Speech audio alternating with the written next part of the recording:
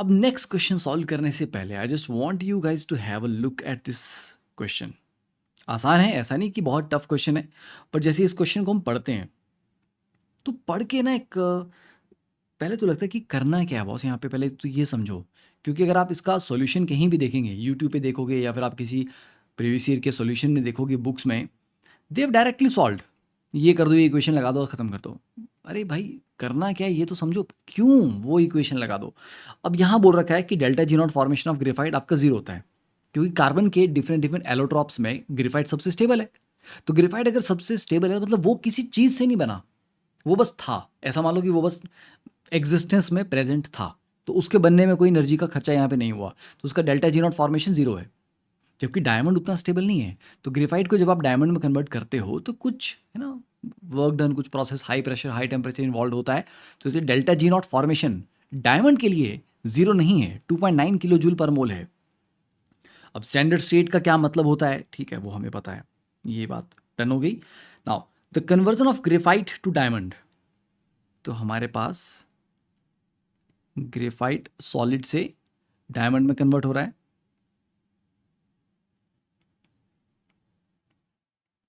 ठीक है, ये हमारी कन्वर्जन हो रही है।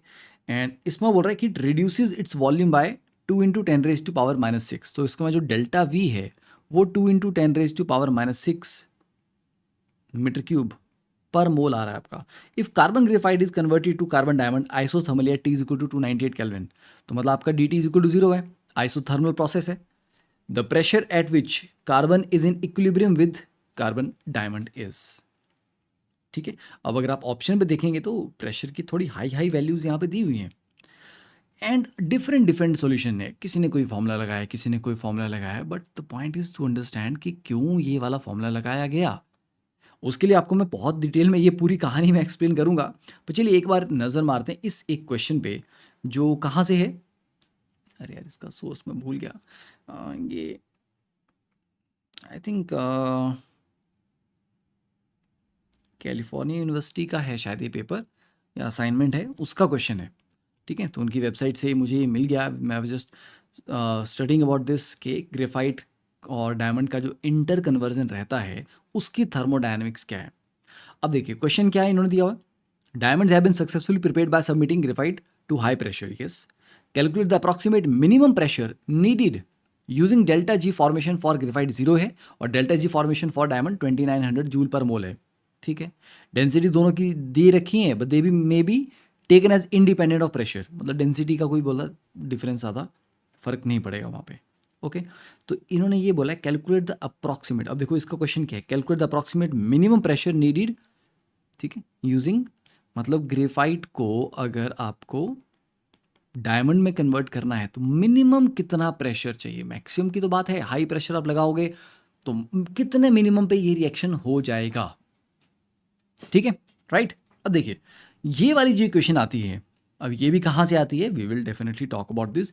ये इक्वेशन आती है आपकी del of delta G upon del P at constant temperature equal to delta V, और यहाँ से मतलब बेसिकली यहाँ से आएगी D of delta G is equal to delta V into D P, ठीक है। तो आप इसको रीअरेंज करके ऐसे लिख सकते हैं।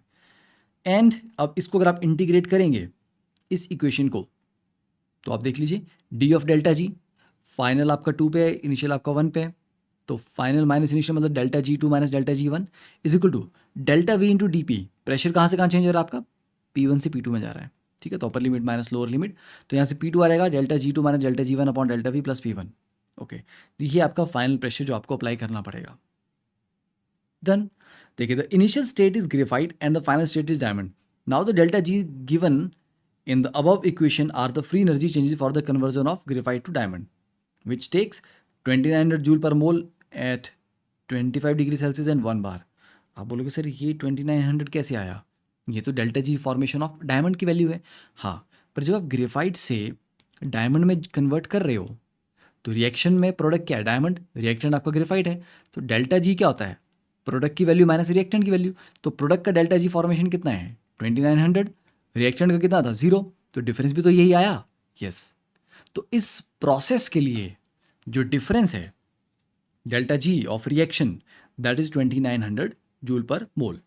अब हमारी जॉब क्या है, ये बोल रहा है our job is to find the pressure at which the free energy change for this conversion becomes zero.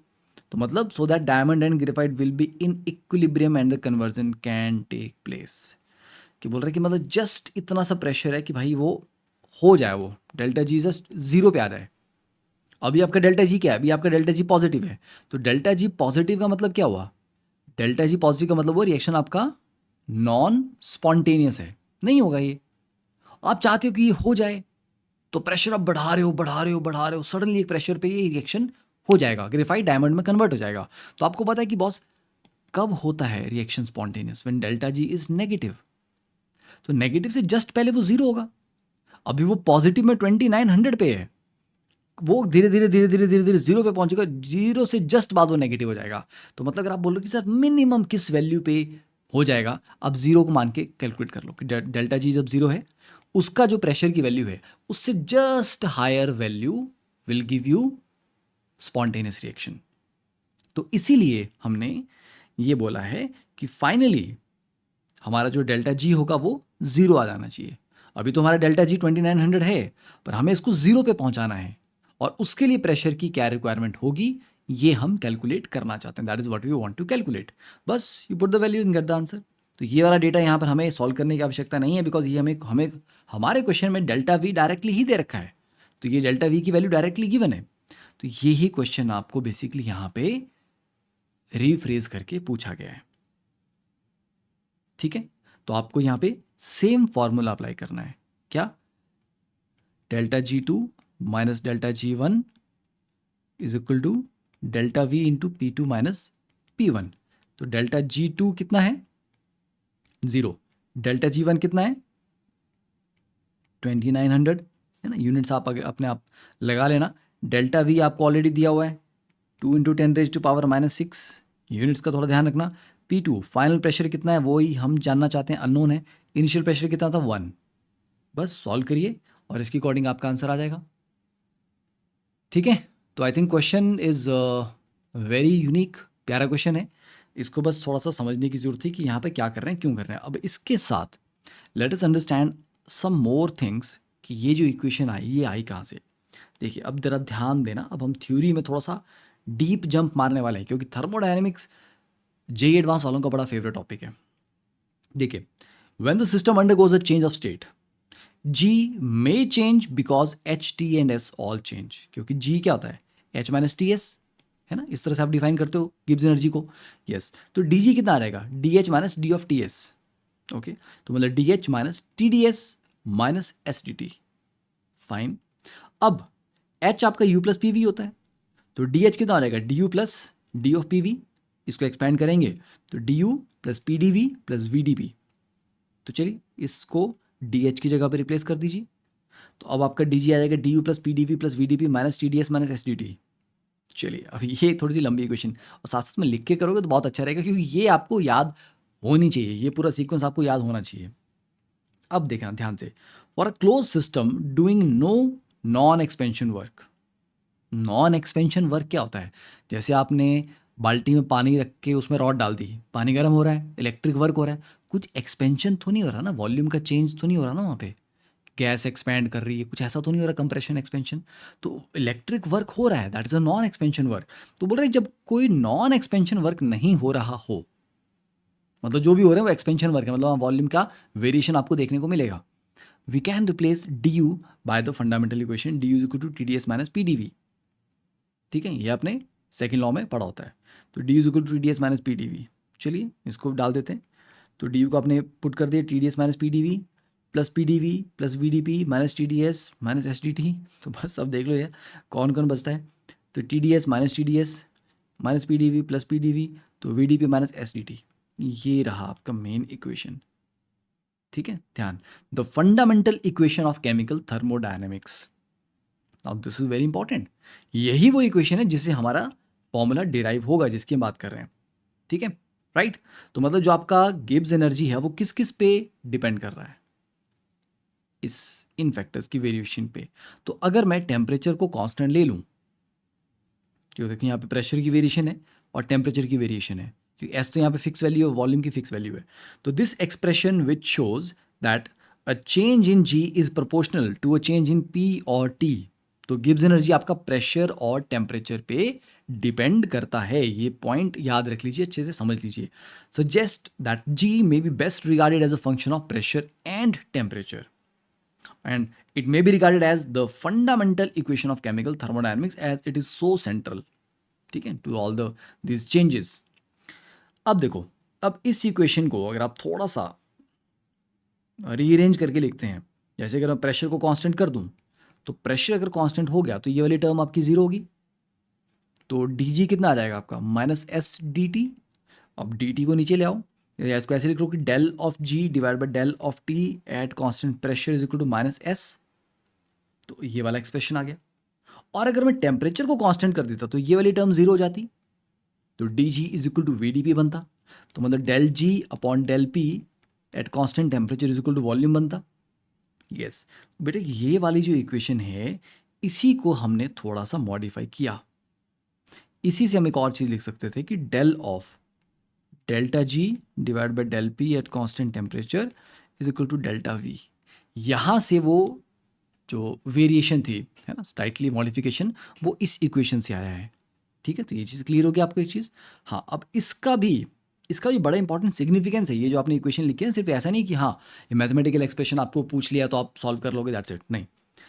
These relations show how the Gibbs energy varies with temperature and pressure. The first implies, देखिए पहला वाला जो है ये क्या बता रहा है, ये बता रहा है how Gibbs energy changes with temperature, जब प्रेशर कांस्टेंट है। ठीक है, और बोलता है कि since entropy is greater than zero for all substances, जो भी सब्सटेंस होगा उसमें पार्टिकल्स होंगे, atoms, molecule, what ever it is, है ना, जो भी उसके कॉन्स्टिट्यूएंट पार्टिकल्स हैं, तो पार्टिकल्स के पास कुछ रैंडमनेस तो होगी, कुछ डिसऑर्डर तो होगा। तो एब्सोल्यूट वैल्यू ऑफ एंट्रोपी जो है S, that will be positive, yes।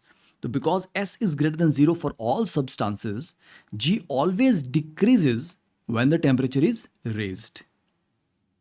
मतलब देखिए माइनस एस है, एस की वैल्यू अगर पॉजिटिव है तो ओवरऑल वैल्यू क्या आ रही है, नेगेटिव आ रही है। दैट मीन्स जैसे जैसे टेम्परेचर बढ़ेगा वैसे गिब्स एनर्जी घटेगी। तो G always decreases when the temperature is raised.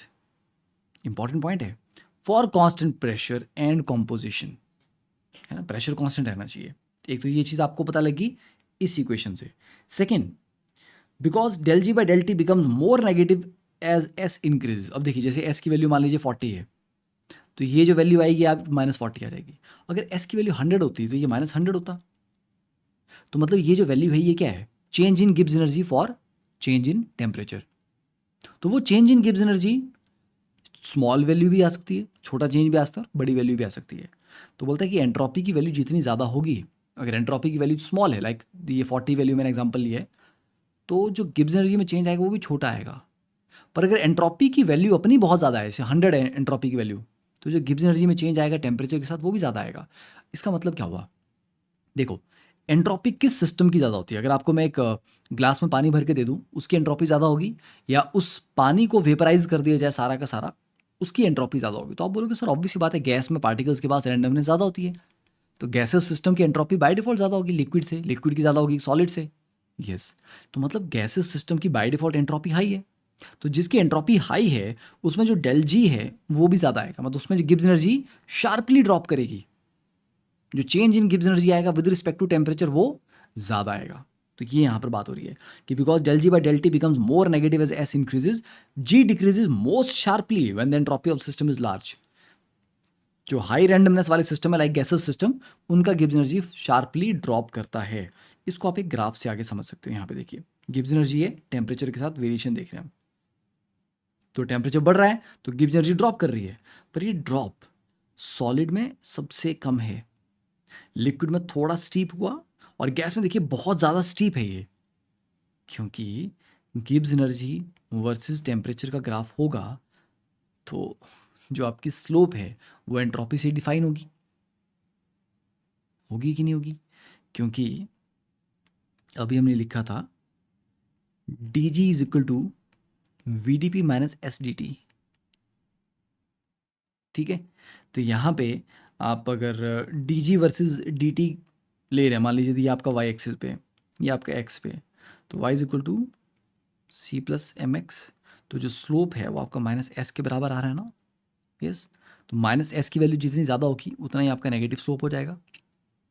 ठीक है, तो यह कि टेम्परेचर के साथ वेरिएशन की ड्रॉप करता है और प्रेशर के साथ क्या है, गिब्स एनर्जी बढ़ती है। ठीक है, जब आपका टेम्परेचर कांस्टेंट रहेगा तो देखिए यहाँ पर अगर आप टेम्परेचर कांस्टेंट रहेगा तो del G by del P is equal to volume. जैसे जैसे प्रेशर बढ़ाओगे, ठीक है, तो change in Gibbs energy is equal to volume. ठीक है, चलो उसको देख लेते हैं। तो therefore the Gibbs energy of the gases phase of a substance which has a high molar entropy is more sensitive to temperature than its liquid and solid phases. Similarly the second relation implies that, second relation देख लीजिए, because volume is greater than zero for all substances, क्योंकि कोई भी चीज़ अगर exist कर रही है तो उसका वॉल्यूम आपका जीरो से तो बड़ा ही होगा। तो इसलिए जी ऑलवेज इंक्रीजेस, तो इसे जो आपका del G by del P है ये वैल्यू आपकी पॉजिटिव रहेगी क्योंकि वॉल्यूम आपका पॉजिटिव आता है। तो G always increases when the pressure of the system is increased. ठीक है, done. Now because this value increases with volume, G is more sensitive to pressure when the volume is large, क्योंकि del G by del P is equal to V, जिसका volume automatically बड़ा है, उसमें जो डेल जी है मतलब change in Gibbs energy for per unit change in pressure ज़्यादा बड़ा आएगा। मतलब for a small change in pressure Gibbs energy में जो चेंज आएगा वो हाई आएगा। तो कौन है जिनकी वॉल्यूम ज़्यादा होती है, गैसेस सिस्टम। इसलिए गैसेस सिस्टम में जो चेंज आ रहा है देखो वो ज़्यादा आ रहा है, ग्राफ जल्दी ऊपर जा रहा है, जबकि लिक्विड और सॉलिड का ग्राफ हल्का हल्का सा चला था ऊपर, बहुत धीरे धीरे ऊपर जा रहा है। ग्रोथ हो रही है पर बहुत धीरे धीरे हो रही है, यहाँ पर शार्प ग्रोथ हो रही है। तो यहाँ पर ग्रोथ शार्प होती है गैस में और जो फॉल है वो भी शार्प होता है। तो ये देख लेना कि टेम्परेचर के साथ प्रेशर के साथ कैसा है। ये अपने आप में एक इंडिपेंडेंट क्वेश्चन की फॉर्म में ये चीज़ पूछी जा सकती है। ठीक है, तो ये चीज़ क्लियर होगी। अब थोड़ी extra information, Gibbs Helmholtz equation कहाँ से आती है।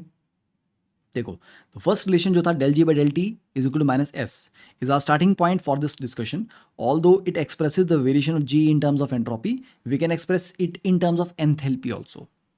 कैसे, देखिए, G is equal to H minus T S होता है, तो एस को क्या लिख लोगे, H minus G upon T, है ना। एस को क्या आ जाएगा, H minus G upon T. तो ये एस था माइनस एस, उसकी जगह पे क्या आ जाएगा आपका, इसको पुट कर लो एस की जगह पे, तो आ जाएगा जी माइनस एच अपॉन टी। तो एंट्रोपी को हमने जी माइनस एच अपॉन टी से, मतलब माइनस ऑफ एंट्रोपी को हमने इससे रिप्लेस कर दिया। अब देखिए, we shall see later that the equilibrium constant of reaction is related to G by T rather than to G itself. चलो इसको भी देखते हैं। And it is easy to deduce from the last equation. अब हम क्या कर रहे हैं यहाँ पे, जी डिवाइड बाई टी कर रहे हैं। ठीक है, तो इससे क्या हो जाएगा, अब इसको थोड़ा सा अगर आप रीअरेंज करोगे, del of G by T with respect to del T is equal to minus H upon T square. ये कैसे आएगा, अब आपको इसको थोड़ा सा सॉल्व करना पड़ेगा, तब आप ये इक्वेशन पे आप पहुंच सकते हैं। ठीक है, क्योंकि इसको एक्सपेंड कर दो, G upon T minus H upon T, right. इसको अगर आप एक्सपेंड कर देंगे तो ये G upon T minus H upon T आ जाएगा। फिर उसके बाद थोड़ा सा रीअरेंजमेंट आपको करना है एंड इसको जी डिवाइड बाय टेम्परेचर यहाँ पे लेना है आपको, उसके रिस्पेक्ट में आपको सॉल्व करना है। तो एक तो जी अपॉन टी ऑलरेडी है, ठीक है, तो बस वो उड़ जाएगा और minus H upon T square आ जाएगा आपका, क्योंकि टी के रिस्पेक्ट में डिफरेंशिएट कर रहे हो आप। तो this expression is called the Gibbs Helmholtz equation. तो it shows that if we know the enthalpy of the system then we know how g by t varies with temperature। चलो अब ये थोड़ा सा कॉम्प्लिकेटेड ज़्यादा हो जाए तो आपको भी एक काम करना है, गिब्स हेल्महोल्ट्ज अगर कोई पूछे, ये एक इक्वेशन और एक ये आप याद कर सकते हो, बस नोट डाउन कर सकते हो, ज़्यादा भी चिंता मत करो चलो इसके बारे में कि ये एग्जैक्टली क्या है क्या नहीं है। ठीक है, let's not worry about that a lot. ठीक है, now the variation of the Gibbs energy with pressure. हमारा जो क्वेश्चन था वो प्रेशर से रिलेटेड ही था, बट उसका हमने ऊपर ही इक्वेशन उसकी बना ली थी। देखिए, to find the Gibbs energy at one pressure in term its value at another pressure. में से गिब्स एनर्जी प्रेशर के साथ वेरी करती है, तो P1 प्रेशर पे गिब्स एनर्जी की कुछ वैल्यू होगी, P2 पे कुछ और होगी। तो ये देखिए GPF मतलब फाइनल प्रेशर पे गिब्स एनर्जी कितना है is equal to GPI initial pressure पे कितना है। ऐसा होता है ना, G is equal to G naught something like that, या G final is equal to G initial plus something, वही। तो ये G फाइनल हुआ कि फाइनल प्रेशर पे G is equal to initial pressure पे G plus integral of VdP। ठीक है, ये आ रहेगा। तो ये आपकी वो जो स्टार्टिंग वाली बेसिक इक्वेशन थी उसी से आएगा ये, क्योंकि जब आपने लिखा D G equal to VdP minus S D T, तो जब टेम्परेचर आपका कांस्टेंट है तो डी टी जीरो हो गया, तो ये वाली टर्म जीरो होगी। तो D G is equal to V D P आ गया। उस D G is equal to V D P को ही आपने इस तरह से रीअरेंज किया है, क्योंकि डी जी क्या हुआ, चेंज इन गिब्स एनर्जी, मतलब फाइनल माइनस इनिशियल। तो ये फाइनल था, इनिशियल को यहाँ ले जाओ तो माइनस हो जाएगा, राइट साइड में ले जाओ तो, ठीक है ना। तो मतलब G final minus G initial is equal to V D P. तो उन्होंने ऐसे इसको लिख लिया कि G P F is equal to G P I plus V D P, और उसको इंटीग्रल कर दिया। क्यों? क्योंकि हमारे पास जो था वो डी जी था, उसको जी में कन्वर्ट करने के लिए कैसे करेंगे हम, वो जी में कन्वर्ट होगा जब डी जी को आप इंटीग्रेट करोगे। तो इसलिए पूरी इक्वेशन को इंटीग्रेट किया गया। यहाँ इंटीग्रल साइन क्यों नहीं है, क्योंकि डी जी ऑलरेडी इंटीग्रेट करके आप उसको जी लिख चुके हो पहले ही, बस। तो ये है, ठीक है। तो ये है कि ये प्रेशर के साथ कैसे वेरी करता है। तो ये जो आपका एक्सप्रेशन है, this is applicable to any phase of matter. आप सॉलिड पे लगाओ, लिक्विड पे लगाओ, गैस पे लगाओ, कोई फर्क नहीं पड़ता, सबके ऊपर आप लगा सकते हो उसको। तो इसलिए ये बड़ा एक अच्छी क्वेश्चन है, बड़ी काम की क्वेश्चन है ये। और इसके ऊपर भी जे एडवांस में आई थिंक और भी क्वेश्चन इसके ऊपर ऑलरेडी पूछे जा चुके हैं। और आई थिंक ग्राफ भी पूछा गया है कहीं ना कहीं, जहाँ मुझे याद आ रहा है कि हाँ ग्राफ भी पूछा गया है कहीं ना कहीं, ठीक है। चलिए अभी ये वाला क्वेश्चन तो आप नोट्स में बाद में देख लेना इसको। अब जब बात आती है गैसेस की, है ना, तो आप जो वीडीपी लिख रहे हो, अगर आइडियल गैस है तो P V is equal to N R T को ओबे करेगा। तो वॉल्यूम को मैं N R T upon P से रिप्लेस कर सकता हूँ, और अगर वो 1 मोल है तो एन 1 हो जाएगा, तो आर टी अपॉन पी। तो इसलिए आ गया ये आर टी अपॉन पी। तो ये आर टी अपॉन पी वाला एक्सप्रेशन तब लिखेंगे when we are talking about an ideal gas. तो आपका एक्सप्रेशन कुछ इस तरीके से आ जाएगा, या ये आ जाएगा, molar Gibbs energy at pressure P is equal to standard molar Gibbs energy plus R T natural log P upon P naught. ये है कहानी।